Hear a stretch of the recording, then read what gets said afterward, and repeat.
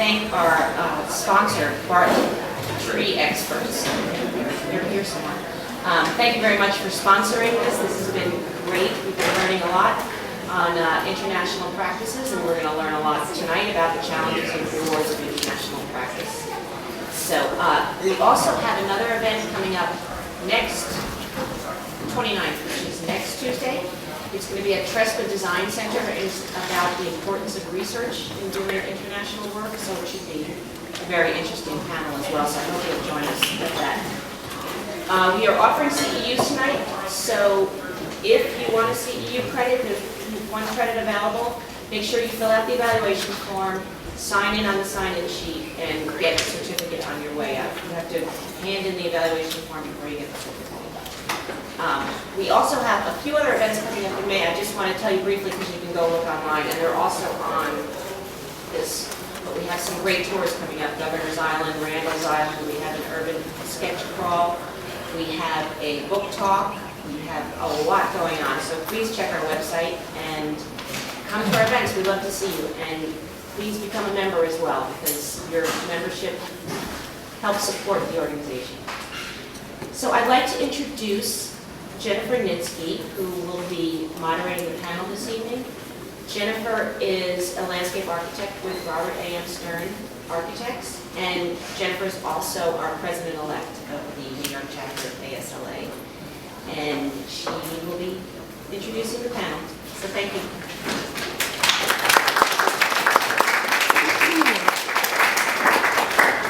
Good evening, everyone. Thank you for coming. It's a really fantastic turnout for this wonderful event. And I'd also like to say Happy Earth Day, as well as Landscape Architecture Month. We're all celebrating all month long. So it seems kind of fitting that on Earth Day we're talking about global issues and the rewards and challenges of working internationally. So I would like to just briefly talk about what our discussion will be centered on tonight. We're going to be representing some local landscape architecture firms with experience in international work recently. Each panelist will present their work, and we will have a brief discussion afterwards, panel discussion. We will open up for questions afterward, so if you can hold your questions until we're done with the presentations, that would be much appreciated.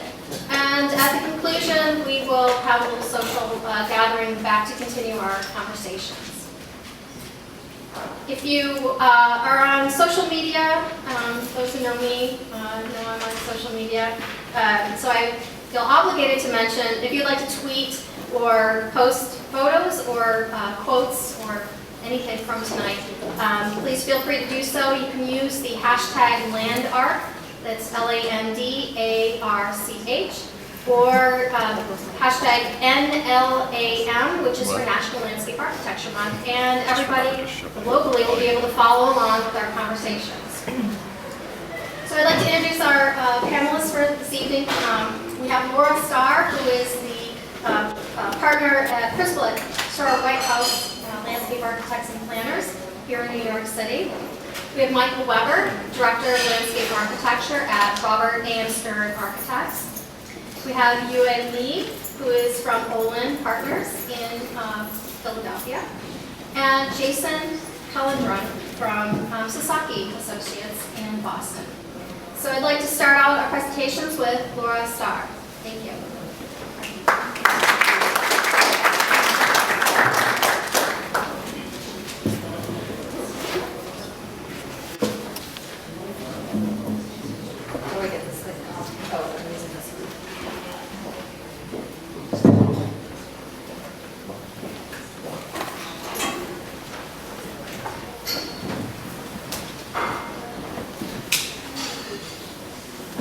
How many of you have been to Israel?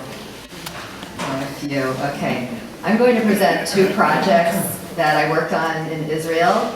The first one was called Ayalon Park because the Ayalon River flows through the park. It was renamed Park Ariel Sharon when Ariel Sharon dedicated the land for the park. This park is Think of it as a combination of Central Park meets Fresh Kills. I'll explain that in a minute. The second project I'm going to present, I get to it, is the Gazelle Park, which is an 80-acre park in Jerusalem. I got to work on these projects because in December of the year 2000, this man, Martin Weil, sent me a fax, just this piece of paper that wasn't spam fax, came through the fax machine saying, would you like to participate in an international think tank to envision a central park for Tel Aviv?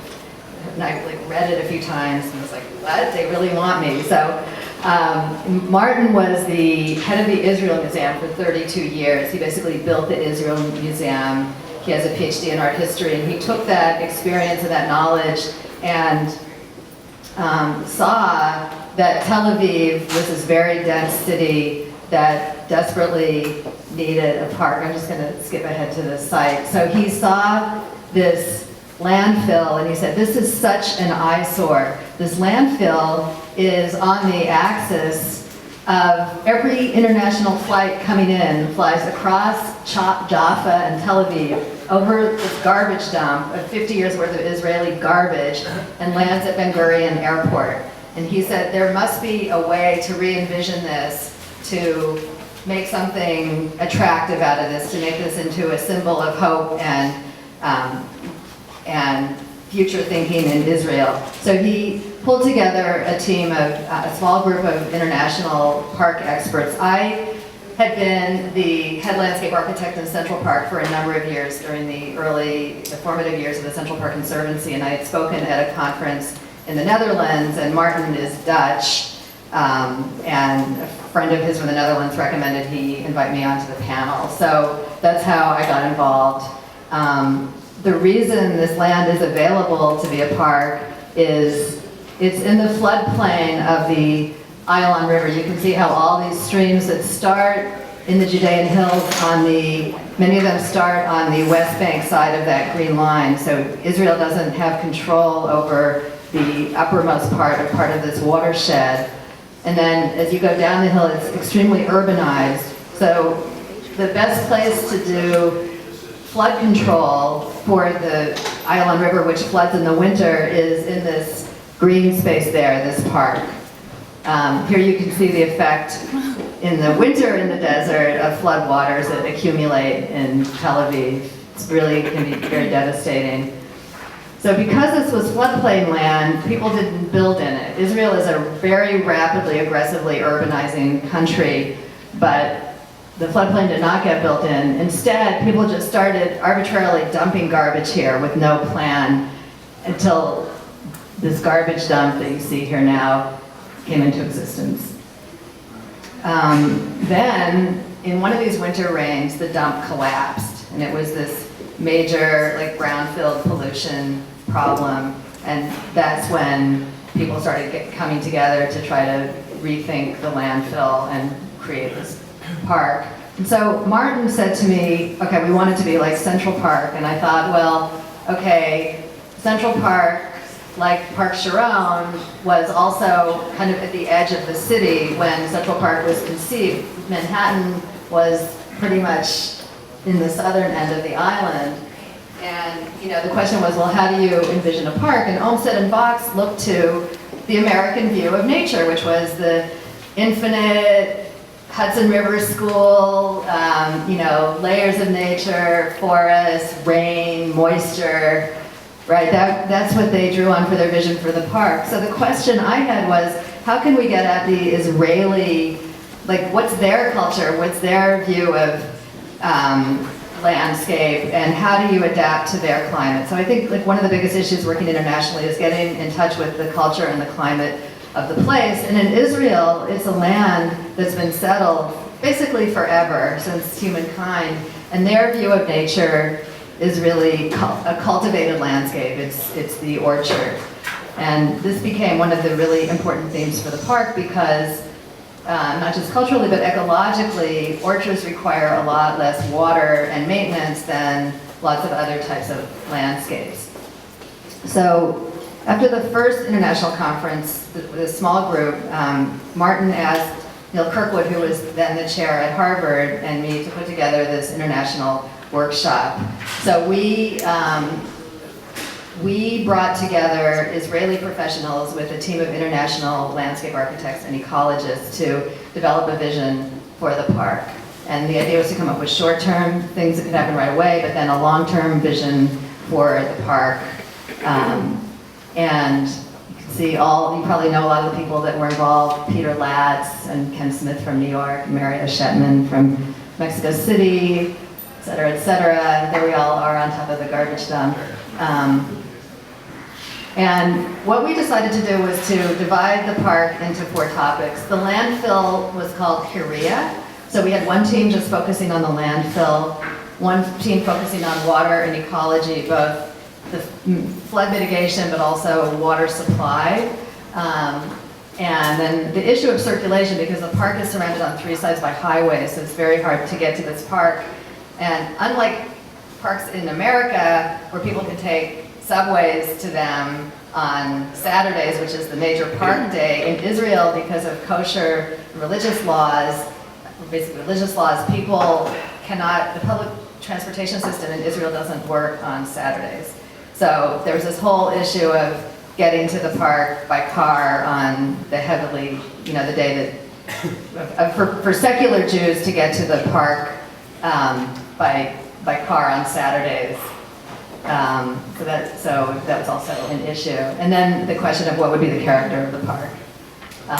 So then we had these principles that we were working with. Like 5 minutes, okay, I'm going to just speed up here. So some of the ideas for the landfill were to link it with this recycling center at the base of it and have this be a symbol of Israeli technology and recycling in a 100-year flood. So this is a huge undertaking in a park that is a 2,000-acre park. And there were ideas for wildlife. And then the question of how do you get to the park, because you can see this is the main highway that goes from Tel Aviv to Jerusalem, and how do you cross over this highway to get into the park? So we had one team focusing on access to the park. Across this highway was this Mikveh Israel, which is this 19th century agricultural school started by French settlers in Israel, and which was at the time Palestine, and they developed this historic school, which was going to be annexed to the park and had to be connected by a bridge. So there's some diagrams for that, and then this is my favorite part of the workshop, is the idea of the park as a tapestry of gardens. That the water would be the backbone of the park, and I'll just go through these really quickly because I don't have time, but you can get the sense of the patchwork and the terraces that came out of this workshop. Some of the really great ideas, and the Mediterranean orchard. 2 minutes, okay. Okay. This was one of my favorite diagrams that Peter Latz again drew, because it shows the idea of this kind of Garden of Eden in this vast floodplain, and the idea of just this, really focusing the resources on one discrete area and letting the rest of the park just be very extensively thought about. So that even right away, if they were to build this garden, they would have a place for events and ceremonies and things like that. And anyway, then we came up with this overall master plan diagram for the park with the urban terrace along the neighborhoods and the ecology and the floodplain where the deepest excavation would be, and then the pink is this other area where there could be ball fields and things that could flood, that that could be a flexible, extensive landscape. And then the Latz team made this into what became the master plan for the park. And then we were brought in again to program the park, so using Central Park as a basis for how far apart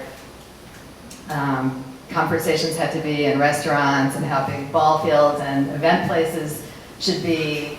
We developed all this programming for the park that then got overlaid on that, which was really important for many reasons, one of which was when we went to try to get to the transportation people to get a train stop by the park, and they looked at the park and they saw this empty floodplain. They said, why do you need a train station there? There's nobody in the park, there's nothing to do in the park. So it was very important to do the programming and build a case for millions of people coming to this park, needing the train station, needing the highway exits, needing the light rail, needing the bridges, all the things that a park needs. And now my time is up, and I'm just going to show you my very last picture. This is Gazelle Park. Oh, the food.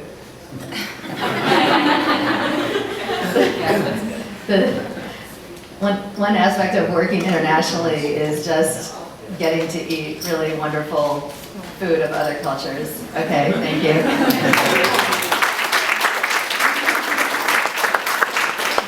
Letter from Robert A.M. Stern Architects brings up.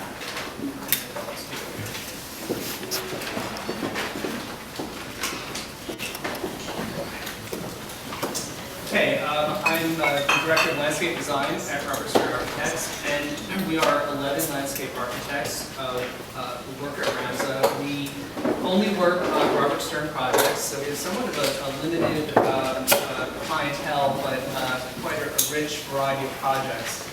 We work on a variety of project types and a variety of locations, ranging from the high-end residential to multifamily residential, institutional, academic, and other projects. Our work is all over the world. We're in 30 countries, as well as domestic work. And about 2 years ago, the landscape department started to work in China, and we really had to shift the way we worked. Things had to be reconsidered. Things are much faster paced, much faster than they typically are with a domestic project.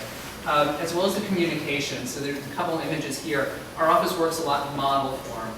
You can see that in the top images. And when we work, I just realized I'm not speaking into the microphone. When we work in domestic projects, the clients come to our office, and it's a lot easier for them to see what we've been doing. With the international clients, we have a lot of net viewer sessions with them where we photograph models and we provide packages of information.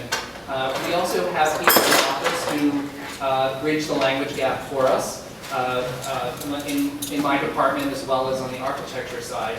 And these people are speaking with the clients every day because we are constantly getting information and exchanging information every day. Clients, in this case, this project I'm going to talk about, they came to New York for a kickoff meeting. I think that they provided information to us, and a week later they came to New York. We kind of bought a little time and provided a lot of site analysis, got a lot of information from them. I think that was on Wednesday. They went off to Boston to have a fun weekend. We worked all weekend, and then on Monday we had a master plan for them. So it was very fast-paced. We also, from time to time, depending upon who you are in the office, the partners are there every few weeks. I'm probably there a little bit less often, but I have a lot less projects to work on. So within China itself, Ramza has projects in quite a number of cities, but the one I'm going to actually speak about is Chongqing. Chongqing is a city which has been granted special privileges, much like Shanghai and Beijing. It's quite a large city, and a lot of money and a lot of focus, international or national focus is placed upon the city as a great economic hub in the west of the country. Here we have a couple of pictures of the more vernacular architecture. It's a city with the Yangtze River passes through the city, and there's a lot of topographic changes. A lot of hillsides and I guess mountains. I was told that it's one of the cities in China with the greatest number of bridges. Our site was actually just outside the city's center proper, still within the limits of the city in Liangzhang. It's about 40 minutes from the downtown center. Now our client is developing this large parcel outlined in white. Ramza was approached to do the town center. To the north is the town of the mountain. These things don't translate very well for us, I think. And then the town of water is to the south, and it's bordered by expressways. And the thing is, this is in the middle of nowhere, and they have these gigantic expressways that really go nowhere yet. This was our site. It's about 75 acres. And you can see that there's 150 meters from the high point within our site to the low point just off of our site. This was the program that the client came to us with. Very little information. You can see that these 4 zones are the buildable areas. The clients in China come to us with very specific government-approved limits of work. They tend to have no relationship to anything existing on the site. They have no relationship to topography or even to bodies of water. And you can see that the scope of work or the program for the landscape architects was just the town center landscape and lake landscape. Very vague. So we went to the site, and these are a few images looking out off the site. Now, this is within the limits of a city of 28 million people. So eventually, I think this will all be developed. Right now, it still is feels somewhat like wilderness. Beautiful views. This day happens to be a beautiful day. Chongqing is known as Cloud City. Because of the mountains that surround the river, it tends to trap the clouds, and it's often very cloudy there. This is the actual site itself, the town center that we focused on, and they had already started doing moving the earth when we were there, and there was this one tree that they called the grandpa tree, and this is just an example of how things change and how quickly things move. On our first visit, we saw the grandpa tree. It's the one and only tree on our site, and we were told it's something like 1,000 years old. So we thought, okay, this is a very special tree. This is very important to us. So we based our whole design around this beautiful tree. It has a lot of character to it, and it was located right here. The architects in our office designed a retail center here. We've added a museum. We added a wedding chapel, and then just off the site here is phase 2, which is a large business hotel. So we have an axial relationship when you come into the site. There's I'll show you in a moment, an architectural element there that really frames the view up to the tree, and then we created this cross-access all the way down, looking out to the golf course. So here you can see, even the architects, we were, renderers of course did not draw the tree in the rendering, but the idea is that we have this monumental building that frames the view of this very special, precious tree. So in June, this is June of 2012, this is what the tree looked like. A year later, it's not looking so happy because we were told by the client that it was the government, but we're not sure who it was exactly, who excavated almost right up to the tree. So in 2013, when we visited, they actually had IV bags on the tree trying to, 5 minutes, ignore it. They're trying to revive the tree. Then they called in UNESCO earlier this year, who confirmed that the tree is now dead. So this is what the tree looked like two weeks ago. I delighted in telling my friends that I was traveling around the world to visit a dead tree. So, unfortunately, the tree is coming down, and we're redesigning that part of the site. The tree was that tree right there. So you can see that out of the program of landscape, town center landscape, we've created a series of garden rooms. This is very much the way my office works. Being an architecture office, everything really relates to the buildings. Our program is drawn from the buildings and from the architecture, and it's really there's one vision in our projects. To give you a sense of scale, this great lawn is approximately the size of the lawn in Bryant Park. In terms of, I'm just going to focus in on 2 small areas of the project. The change in elevation in this cascade garden, this is the grandpa tree here, is 10 meters change in elevation. And we found that, or we learned quickly that our clients in China really were less concerned about receiving drawing packages. You know, we said, oh, we'll give you 50% schematic design. They didn't really care about that.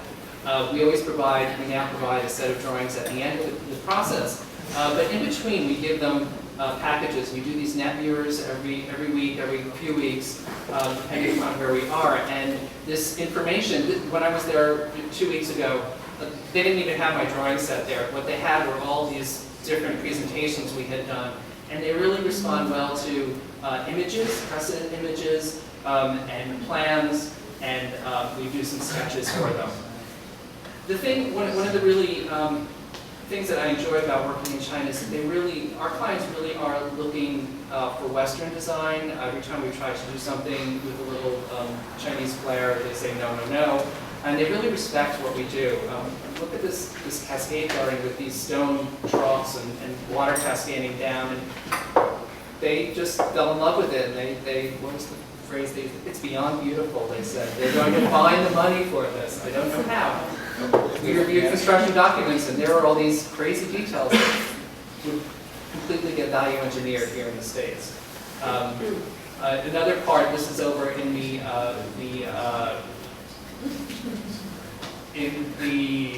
hotel area, and again with the topography of the site, you know, we're providing images of fountains and ideas how we can change grade from a lower sunken garden here, making its way up here. As we go through these projects, it seems like every time we design something, they give us more information. Oh, you can't do that because this is where the service tunnel is. Oh, well, we didn't know that. Now we need to go back and revisit this. Which is why we speak to them very often, and we send them a lot of sketches so that they understand what we're doing, because we don't want to go and go away and work for 4 weeks or 5 weeks and then have to come back and be given this information. We have someone in our team who does these lovely sketches. We do computer modeling behind it, and it just really, things like this really go far for us in terms of getting feedback from the client and getting approval, and this is really what they're looking at from us.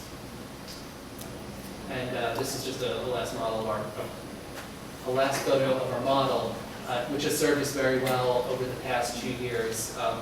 Obviously, it's been cleaned up a little bit to be photographed, but really it is very much a working model, and it is quite large.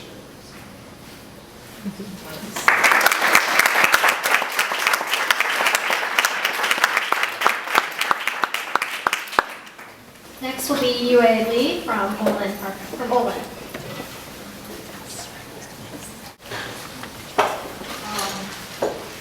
Yes, I'm Yue from OLIN. And OLIN actually has a quite long history of international practice. In the 80s, we worked on Canary Wharf, and on and off, we worked on a lot of projects in Europe and Asia. We like Taiwan, Japan, and a lot of different places. So we kind of have a little bit experience on working abroad with the local landscape architect and architect. Come to China, we have to, we cannot not talking about the rapid development there. This guy actually, Wu Bao, who was a farmer in a village close to Shanghai. This is a picture of him in early 70s, and he was the leader of 1,500 people village, and the size of the village at the time was 1 square kilometer. And in mid-70, they started with 25,000 yuan. It's probably like $4,000 US alone. And after 30 years, that's him in his village. The population actually is 20 times more. Right now it's 30,000 population, and the size of the village is certainly enlarged, that's like 30 times larger. It's a 30 square kilometer. And the revenue is like 30 billion US at the moment. They have 9 corporation company and 16 some kind of other companies underneath, and it's a corporation. Literally, he is running a corporation there. So when they are developing, when they're becoming a small town from a city, this is where the closest smaller, like mid-sized city to that village. So it's a quite like an international style, like a typical mid-sized city in China, in Wuxi. And this is what he did in his village. So they have high-rise towers, they have so-called villas, and they have almost like a forbidden city miniature of that.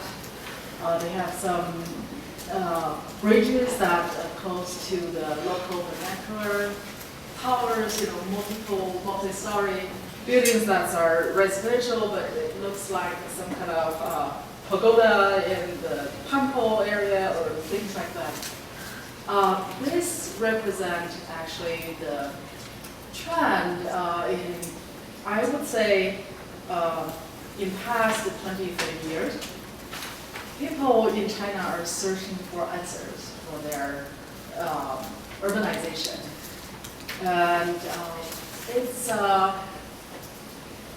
it's almost like a Disneyland multiplied billions of times happening in China. So certainly the example I'm showing is the most local. It started from a village. But in China, in a very large city, you also see something like this, not as extreme. So you would see breakaway rice houses, you would see Spanish villas, Mediterranean style, whatever style, you can see them. If you travel enough in China, you can see them all. This guy actually is an architect. He was not educated anywhere abroad. He is educated in China, architecture school, and he becomes very famous. The top on the left is where he was born in Xi'an. It's a northern city, and the one at the bottom, Hangzhou, is where he is close right now. Another one of those mid-sized city, any mid-sized city in China come to the United States becomes a big-sized city in terms of population and density. But this is also similar, like another guy's environment. Yet he come out those things. This recent 10 years, the Chinese architect has been reflect on what they're doing. A lot of, and the academia world really set the preference on searching for Chinese in their work. So you can see from this museum on the top left a little bit trees of that wall, city wall and guardhouse and pavilion. And then the bottom right, you can see somehow the village buildings in that area.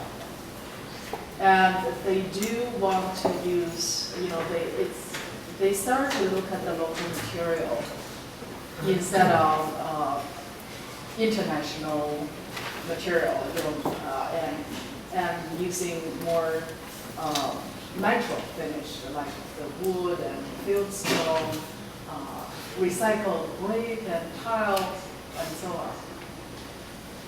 This is another architect. He grows up in Beijing, and educated in Holland.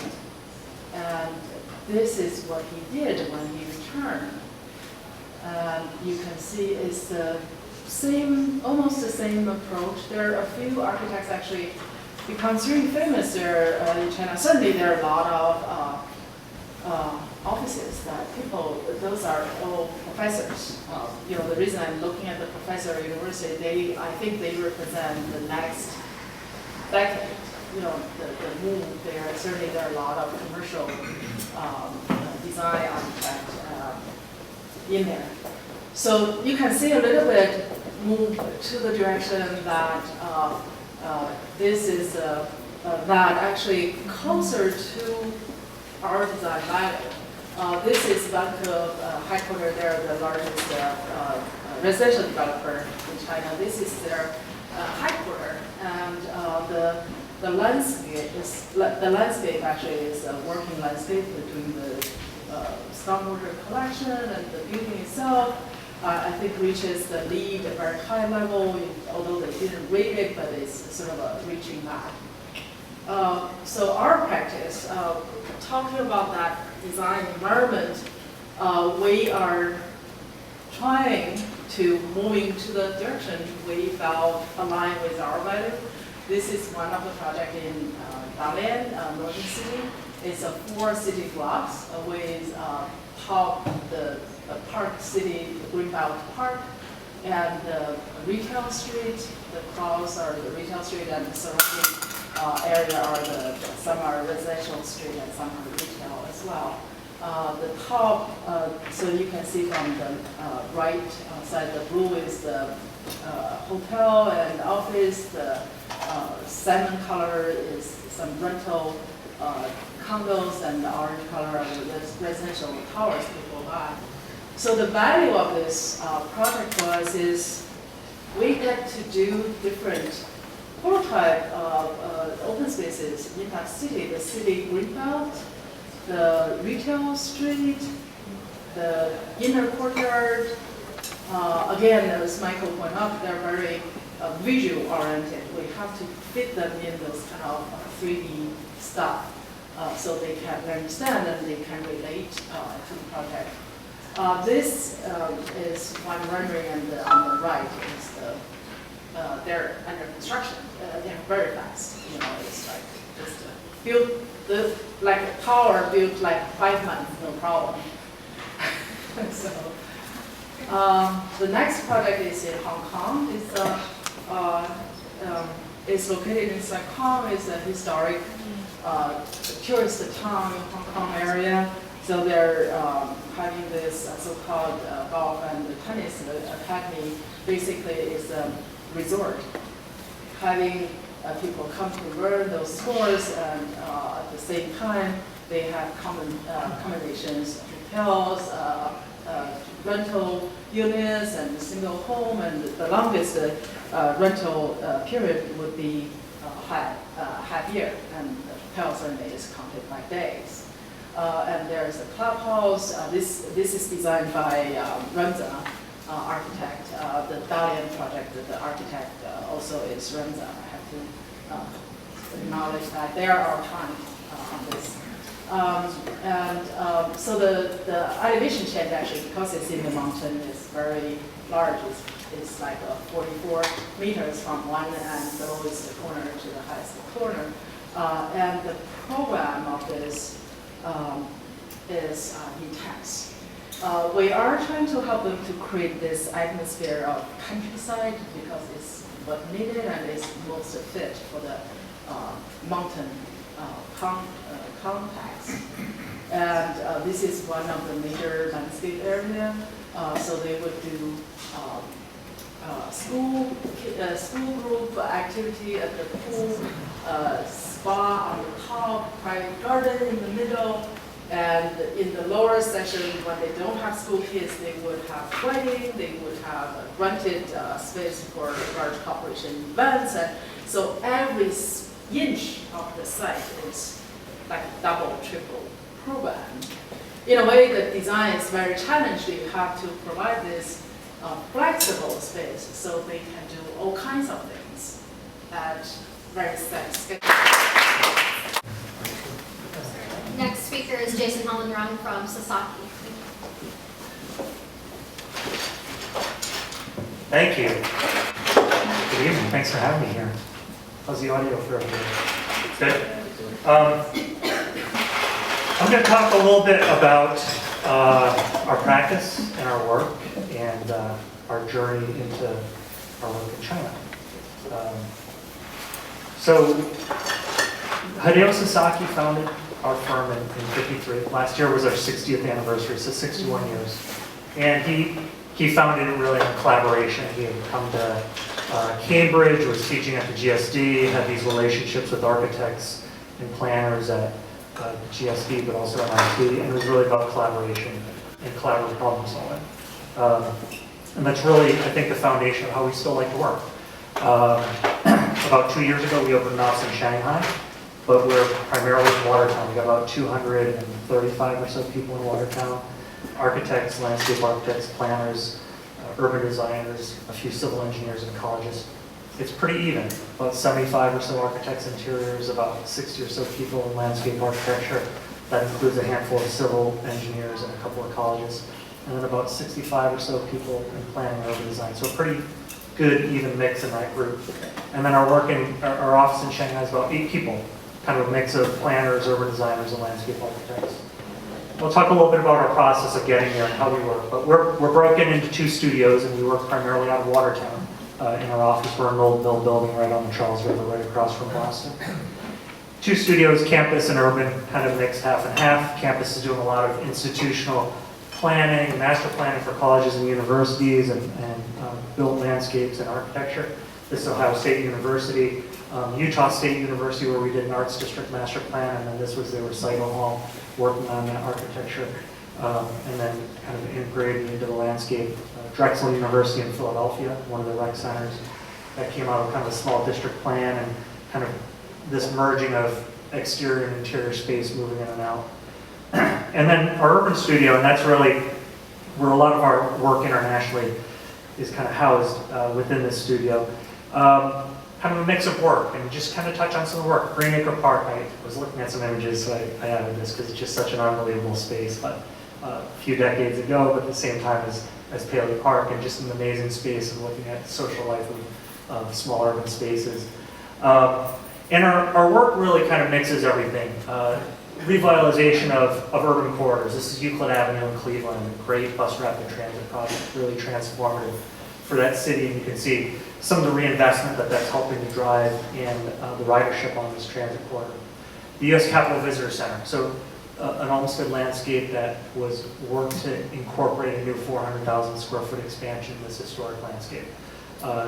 Done as sensitively as we could do. The building's underground, but you may have followed it through the Cultural Landscape Foundation, where those discussed and reviewed for a bit. The Avenue, right at Washington Circle. This is right by George Washington. Kind of mixed-use new infill development right at the Foggy Bottom Metro stop. Wilmington Waterfront Park, an old industrial landscape next to the Port of Los Angeles. This is about a 60-acre landscape here that was completed a couple years ago. And you can see all of the activity of the port operations in the background. Probably the core of our work, our greatest strength has really been our waterfronts. This is Indianapolis, work that we did from about the early 90s until the mid-2000s. This is one of my first projects that I worked on in the last phase when I joined Sasaki in 2001. And this has really been our core. And it's actually something that we've been continuing to grow as one of our real differentiators in working internationally. But then what is it that draws people to hire us from Watertown and to work all over the world? And that's led to some current work right now, Chicago Riverwalk, which is just starting construction. And we're working on the design of the next phase, which will get wrapped up and start in the fall. And this is some of our work for Asbury Park for Rebuild by Design. See Laura looking up at me and saw Hank walking downstairs as we were talking. Could hear him a little bit before, but been spending a bit of time down here as we've been working on the Rebuild by Design project. And that kind of has infused a lot of our work internationally. This Dead Sea plant in Jordan. And that really kind of gets us to this whole foray into China. We've been working in China for about 15 years. And it really took off about 2002 and 2003. We won the competition for the Olympic Master Plan for Beijing. Initially the master plan in 2002, and then the landscape master plan that followed that in 2003.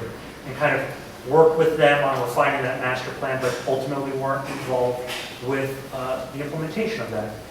And from that point, really in that period about 2004, has been a re-looking at our work. And we've kind of edged our way into work in China, actually pretty conservatively. And we've tried to figure out how we can best work there, where we can best work, and how to do that. And I kind of synthesize this down. This is the work of a few partners, myself, who are doing work there primarily. And it's really about our work and really the differentiator around sort of thought leadership and where we can start to differentiate ourselves in terms of approaching planning and landscape in China. And then the other aspect is really planning to build work. And so we've typically done plan work over the last few years, and we're just in the midst right now of one of our first build projects. And that led us to opening the office in Shanghai. And so it's something that we've been kind of tiptoeing into fairly slowly as we've been kind of jumping into this. Our office is pretty mixed in terms of diversity when we look at the number of people that we bring in from the GSD or from MIT in all the different disciplines, but from all around the world. We've got a lot of people from China, Japan, India, probably the most, in terms of representing kind of different areas around the world in our practice. At one point, I think we have about 20 different languages spoken in our office. And our teams that are working there, we've got about probably a dozen or so people, primarily in our Watertown office. And the work is primarily being done in Watertown. That team kind of grows and contracts at different times as the work goes on. And then it's really supported with our team that we now have in Shanghai. We made the decision to open that office about 2.5 years ago. We got into the process of opening the office 2 years ago.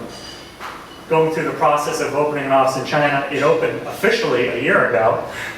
So that kind of hits on these points of getting into work in China. That's what I wanted to hit on a little bit. Was shipping computers there for our staff and then having them sent back to the United States. So all these kinds of different lessons learned as we work through it. And those are some of the aspects of forming a new office there, but then how does it also relate to some of the work? And that gets a lot to some of the focus on our clients and who we're working with and what kind of commitments that they have. So as we started to look at the work itself and the planning that we're starting to implement, it's really started to look at the culture of China, but then also looking at the different sites. Michael touched on it, but some of these areas that are growth areas that are designated within metropolitan areas in China that are just going through explosive growth. You see here Songzhuang on the outside. Here's Forbidden City in the middle. You can actually see right here, this is the axis of the Olympics. That's the bird's nest right there. So here's Beijing, Forbidden City, and here's Songzhuang out of the perimeter. Just received an award from APA. But the focus there was in this rural area to start to look at a way to retain some of the agricultural qualities that are taking place there and keep some of those functions and uses. Start to look at some of the hydrologic systems there and improve some of the ecology and hydrologic flow of the different systems. And so starting to cultivate a whole different system of appreciating these different aspects of the culture and what that has meant to the country. Some work in Taihu Lake, but again, similarly, looking at some of these degraded landscapes and how we can start to restore them and some of the ecological function and the hydrology of it.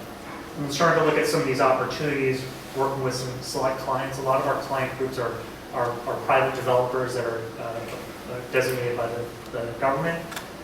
Previously, we had done a lot more work for the government, a lot of competitions, including work like with the Beijing Olympic Committee, but now doing a lot more work with developers that are focused on implementation and aligning with them where they see opportunities where they want us to partner with them on creation of plans, but also to implement with them. And sort of our team working domestically here, but then also with the team in Shanghai. And so kind of infusing some of these aspects of these new growth areas in urban districts and blending that with this public realm and looking at some of the ecological function of that. As we start to look at some of these areas, again, looking at some of these components of the whole district of the infill development and then some of the open space and ecological function, has, I think, really been the differentiator for some of our work here. This is Jiading Park. This is the first built project that we were working on. Did the design for this probably about 2007. We worked then on and off through the documentation process where, again, it was a whole aspect of starting to develop a relationship with a client that really appreciated the work that we did. After we got to kind of a 30% design level, it was turned over to one of the institutes in China. And through that process of retaining work with them and reviewing, the developer hired us back to then continue with the documentation and then actually allow the construction phase services. So the first phase opened last year and the last couple phases will be finishing up this year. But this was a site that we've done an extensive amount of ecological restoration here. You see some of these kind of metrics that we've tried to identify in terms of connectivity for people, creation of new wetlands, creation of new habitat, new public space for people to gather in, and social spaces. And this was all a highly degraded agricultural landscape. This was the site beforehand. This was actually a canal that was effectively an industrial sewer. And that was how the water was functioning hydrologically on the site. And a lot of the site was a post-agricultural landscape. It was no longer being farmed because it had lost its value, but was in a growth area of China. And so you see some of these aspects of kind of trying to bring people into this new landscape of a restored ecology. And sort of the challenges associated with that of trying to cultivate really a respect for this system and try to build that kind of quality where people kind of look for that and understand it. And then with that, delivering it. And so I think to queue up a few questions for the Q&A, the challenges of working in an industry where there is a minimal landscape architecture industry in terms of the documentation, it's growing. There's a minimal landscape construction industry, which is growing and not coming back. Wonderful, thank you. And fantastic presentations. And thank you for the tour around the world. It was nice to be able to sit here in New York City and fly around the world in just an hour's time. So if we can give our panelists a round of applause for the presentation.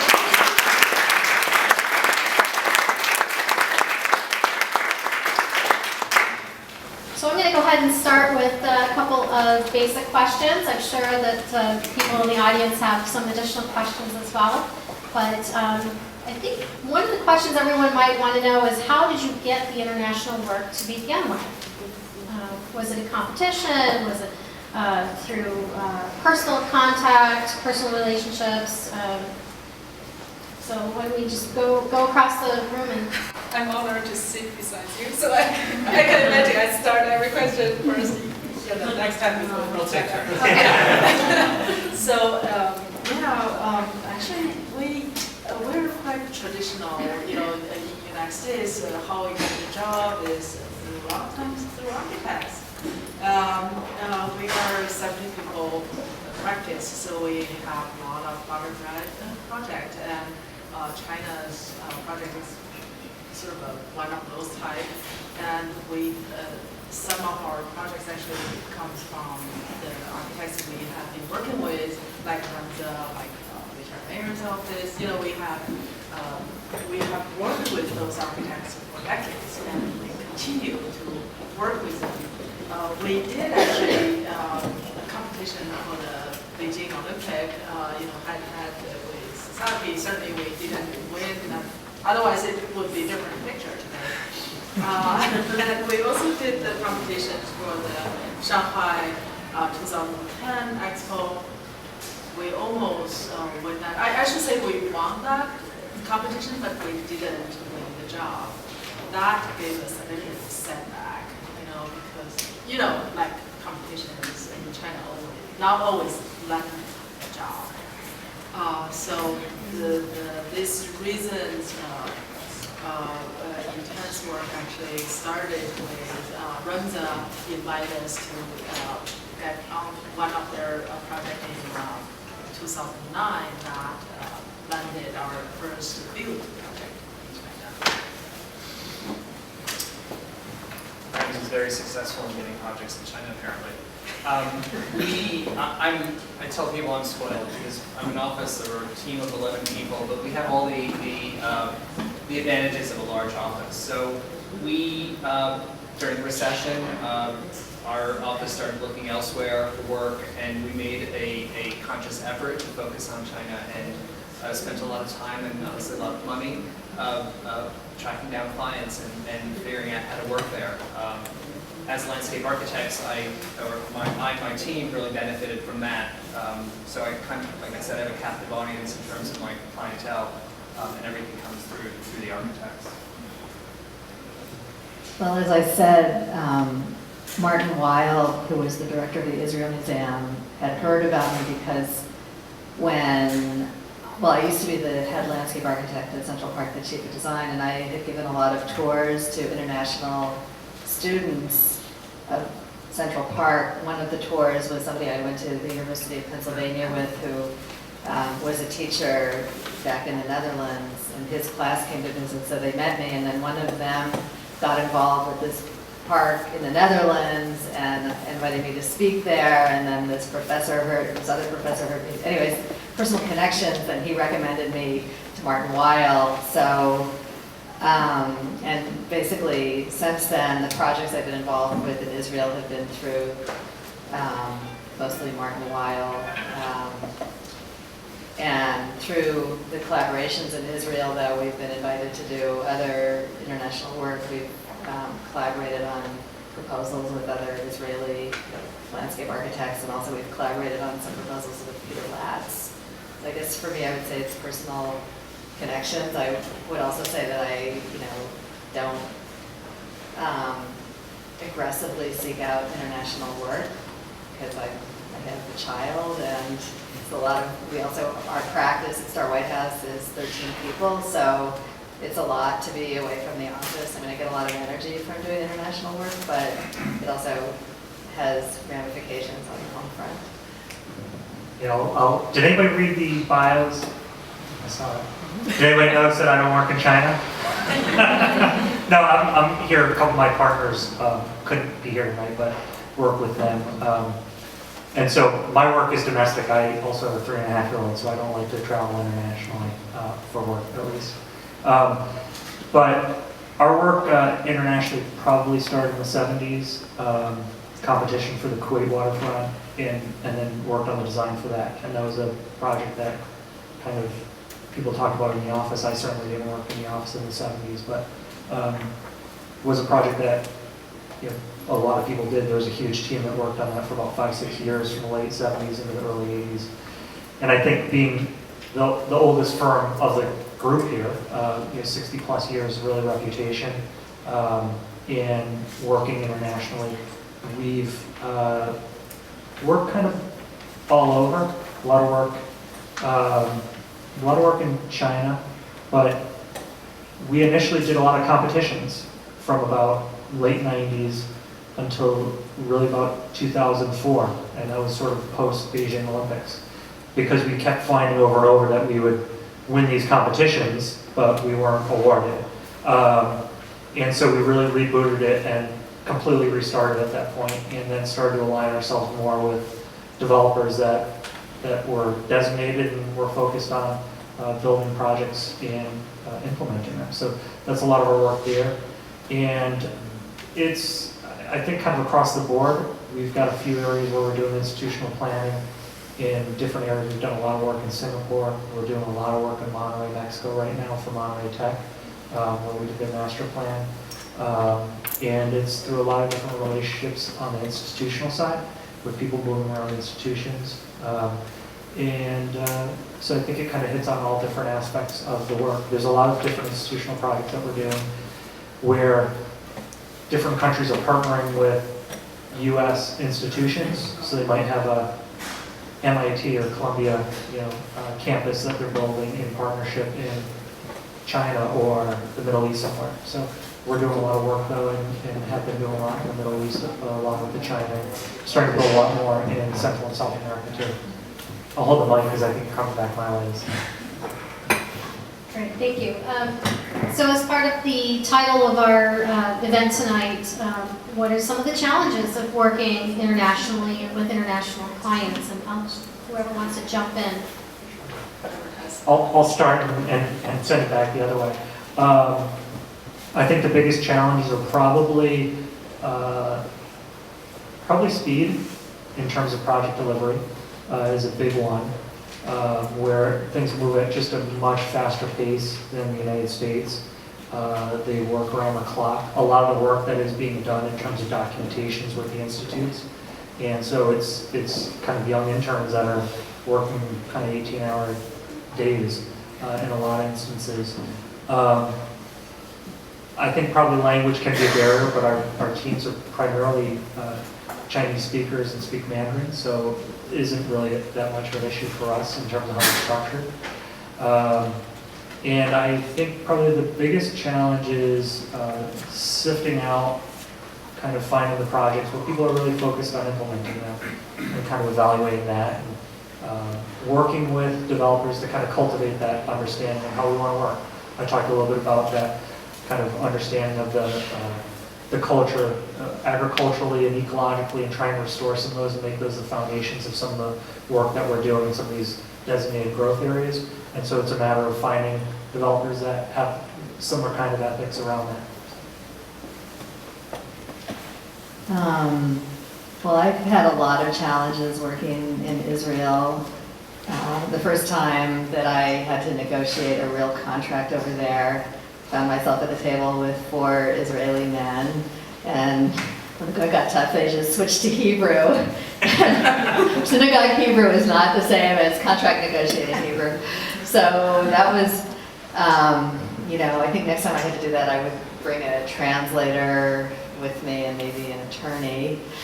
And then the sort of boundaries of the contract kept shifting, which was, I just was not so used to that. And the American system of negotiating tends to be much tighter. And I mean, I actually thought growing up in a family with a lot of negotiations and business going on, I was really good at that. When I went to Israel, I realized, okay, there's a whole other dimension here. And I think one of the things about going to Israel is it's a very welcoming country. Like everybody I collaborated with there took me in. Every Shabbat, every Friday night, I would be at somebody's house for dinner, and I would become part of these Israeli families, which I really enjoyed. And yet, on the other hand, I'm used to keeping more personal boundaries up between my professional life and my personal life here in New York. So that was also a challenge to enjoy the immersion in the community there, but also to not kind of go too far into that, so that I felt like I was keeping my professional boundaries around me. And then the other challenge on the Park Zone, we were actually collaborating directly on a design. We were the lead designers collaborating with a local Israeli team. I felt it was kind of hard to control the project because they were the local landscape architects, and they had access to the client there and to the city of Jerusalem and all the players there. And so the only way to really control the design and be involved was to physically go to Jerusalem and be there. So that was a lesson also. I would agree with Jason that it's the speed at which we have to work.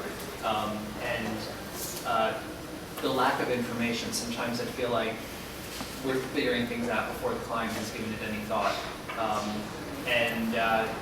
It really, it's that fast pace that we find. I would say communication. This sounds weird from a Chinese native speaker. I think in a sense that not only, I do have barrier because I have left the country more than 20 years, and during these 20 years, the rapid development and the connection with the world causing the change of language. Actually, when I first to get there, I have trouble to translate things. That was like 10 years ago, and I was with our own teaching in a place, and I sometimes need to lecture and I found difficulties. And because of my knowledge base is from the United States, learned in English. But this barrier is easier to overcome. The hardest communication problem actually comes with our habit, in a way, our habit of design. In a way, actually, in the United States, we also spend time to educate our client, but we just need to spend so much more time to educate our client in China. They are very visual-oriented and result-oriented. I say result is not solution-oriented. They're not problem-solving oriented, but they want certain results. A lot of times are visual. They have a vision in their mind. If you're not in their mind for that vision, it's very hard work to dig it out and communicate. That's why what Michael talked about in his presentation was about images and perspectives and a process. Actually, is about understand them. So we're learning how to overcome this communication issue, not only language, but also culture and design methodology. Sometimes our process-oriented design method actually is not well known in that professional world. So on the flip side, what are some of the rewards and the benefits of working internationally? And Laura, you mentioned the food, and you mentioned some culture and some people that you meet. So maybe you can all kind of give what your rewards are for working internationally. Food is great, but I think it's very humbling to go to the other side of the world and to be collaborating with people. You realize that everyone is the same, and good design is good design, and having the same goal, maybe a different way of getting there. But in the end, you really are collaborating with like-minded people, and you all want the best project possible. I would say in the case of Israel, because it's a young country and it's developing because of visionary leaders, to be around visionary leaders who can create change is really inspiring. And if anybody wants to follow up on this more, Martin Weil has a TED Talk on building Park Sharon that is, he talks about how one person can make such a difference. So I would say that. I'd say in the instance of China, and I'll isolate that from other areas, but in China it's scale and speed. So the opportunity the country is growing so quickly, it's urbanizing so quickly. When you look at some of the numbers of so many people moving from rural areas to cities, and how rapidly it's industrializing and going from an agricultural society to really an industrial society. It moves so quickly, and it's growing and building so quickly. To be able to participate in that, the energy is amazing. And you see these areas, these designated growth areas. I don't know if you remembered or picked up on those images from Jade. I closed on it, that one aerial shot of the park. All of that area was an old post-industrial or post-agricultural landscape that had basically been farmed where the land was had no kind of agricultural value. It was just left to sit. And then it became this growth area. And to see it now with this park that's constructed and framed with now 20, 30-story towers that are popping up all along the edges of it, and new major cultural institutions filling into it, and transit systems that are all growing. We started this work in about probably 2007. We were doing some of the master plan and moved into some of the detailed design in 2008. And to see how much this has grown in that period of time is pretty amazing. And you can contrast that to other areas. We were doing a lot of work in Abu Dhabi in the late 2000s, so probably in that 2006 to 2011 window. And Abu Dhabi did things much more deliberately. They saw what happened in Dubai, where it was just very much on excess. And Abu Dhabi had a much more sustainable approach to how they were doing things, of building a city and diversifying their economy and culture and everything. But still, in working in that environment, so much was done and designed and not implemented. We worked on a number of projects that we get into about 60% design, and then the project would just get scrapped. And they just start over, they reconsider it, think something else. So different environment there. The work that we're doing right now in Monterey, a challenge where they've got we've done a master plan for the university, they've got great growth plans and they want to implement it, but at the same time, they don't have a system or structure in place to have that kind of capital growth and manage that from a construction management side and an ownership side from the client. So lots of different challenges depending upon where you go. Yeah, actually, Jason pretty much said all the things I felt rewarding. The speed and the size of the project. Actually, for the project we're doing in China, they are doing it in 2 years. If this same project we're doing in the United States, it's at least 10 years. So for whoever working on the project, it's really rewarding. You draw this year, next year you see them all. So it's very nice in that sense. Certainly, I do enjoy the cultural change. I also work in one of the Abu Dhabi projects that our office did in 2007. And being able to be there in a totally different culture and learning a little bit ecology, observing the climate, the field environment, it's just an eye-opener. When you go to different places in the world, you start to making connections of different country, different how people develop. You would be so amazed how people, ancient people separately develop themselves and they have something in common that you understand, that react to the environment. Certainly this, in today's world, everything is so connected by internet and the people travel all over the world, the world becomes so small. But still, you find the cultural difference. I think that's the most important. I think one kind of interesting contrast, I'm on the awards jury for Urban Land Institute, was just in Vancouver for the conference, and we just reviewed project awards. And a year ago, we were in San Diego reviewing the award submittals, and Mark Johnson from Civitas was there while we were in San Diego. So we're at the convention center. We were taking a break, and we were looking out the window, and he's like, I've got 6 projects here on the waterfront in San Diego that are all being sued. and you looked at some of them, and it was amazing. And it takes 17 years to get a project entitled in California. 17 years to just get it approved. And there's a line between the rapidity of how quickly you can do something in China versus how slowly it takes in the United States. And, it's fitting on Earth Day to kind of debate and question what's the right approach, because some of it, you look at California, it's gone so far where it's really just obstructionism, where a single person can just fight a project and sue a project on no merit.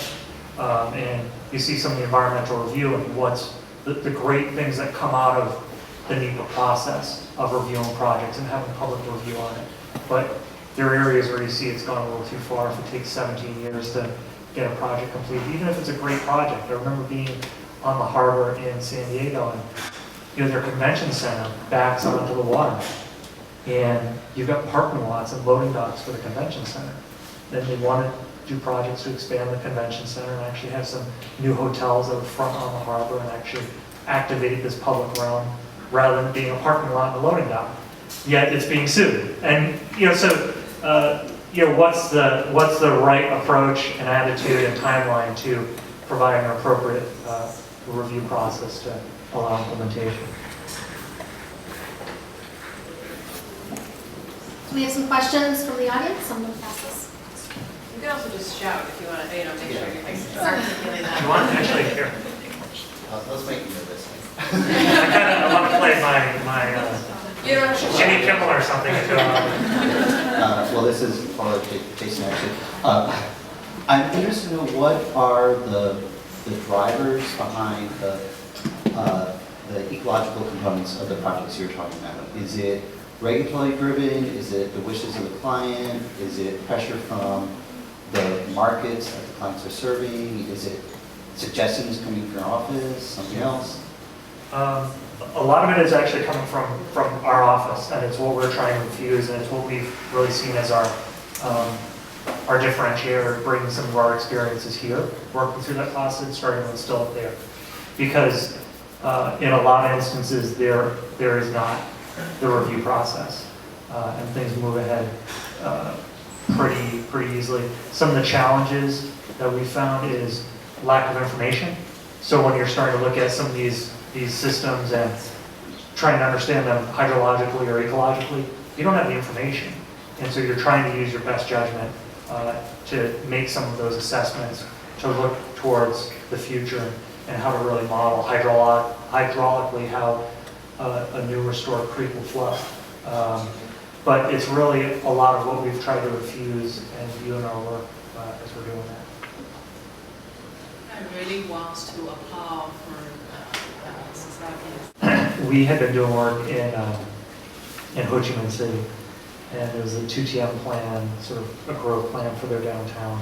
Sort of all of Ho Chi Minh City is on the outside of the 2TM River, and this was a new growth area on the inside of that bend in the river.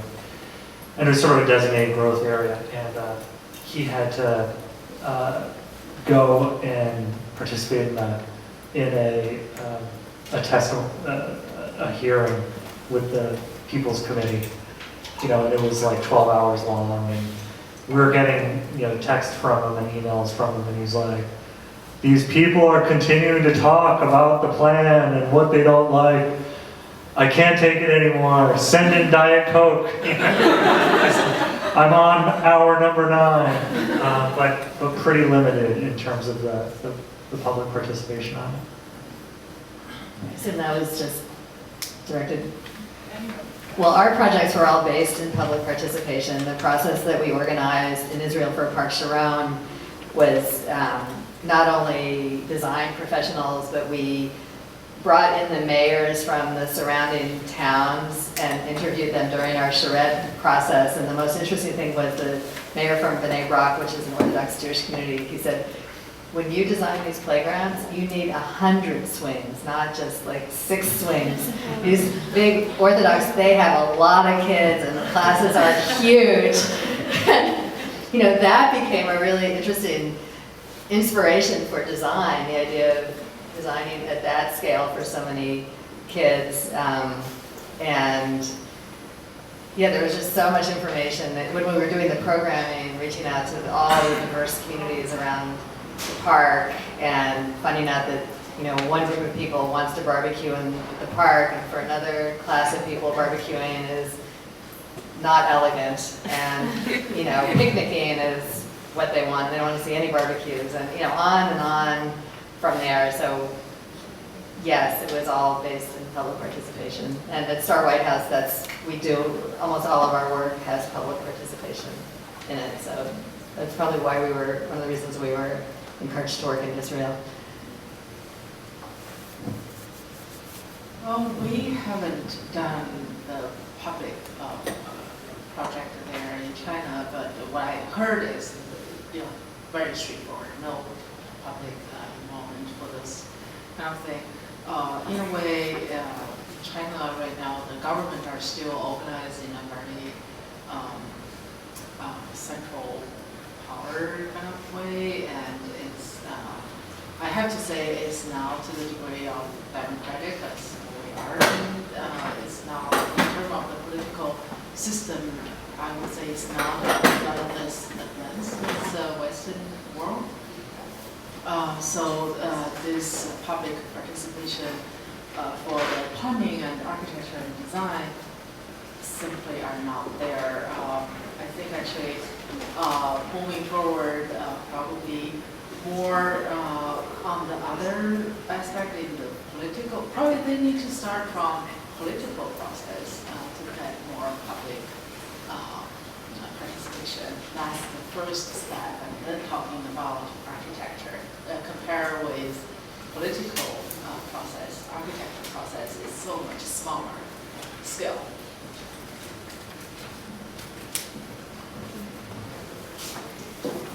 That's okay, I'll just say that. Okay. In relation to a lot of the projects in China, there seems to be sort of supporters of westernization and supporters of cultural resources. And it looks like a lot of the projects that are presented, you really talk about how focused you are on, what the client wants is their sort of immediate result. And a lot of the spaces don't really look like they're infill, and I think that relates to a lot of the, you being responsible for the environmental impacts of the work that you're doing. But what balance do you try to seek in when you want, to have this Western vision in this Asian site? Do you feel there's a responsibility to try to get your client to support the culture versus implementing our culture in your design?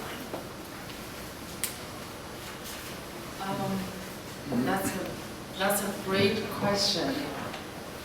This is one of the challenge I was started with culture, how Chinese are seeing their urbanization and industrialization.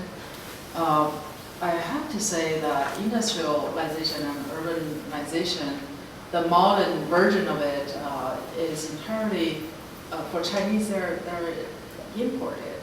So the problem of connecting the modern idea to Chinese and to Chinese culture and heritage is not a new problem and new issue.